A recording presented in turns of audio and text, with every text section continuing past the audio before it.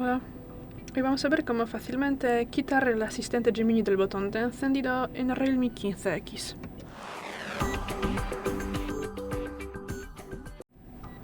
Bueno, pues si te molesta el asistente Gemini que nos aparece si mantenemos pulsado el botón de encendido, como ahora, y te molesta y quieres, que no se active con ese botón, para esto tendremos que acceder a los ajustes.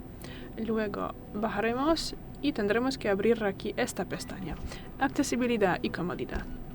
Luego entraremos en el botón de alimentación, botón de ejecución o algo similar.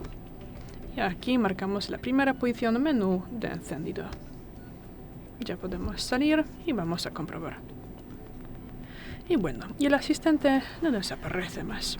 Gracias por el vídeo, danos un like y suscríbenos. Hasta luego.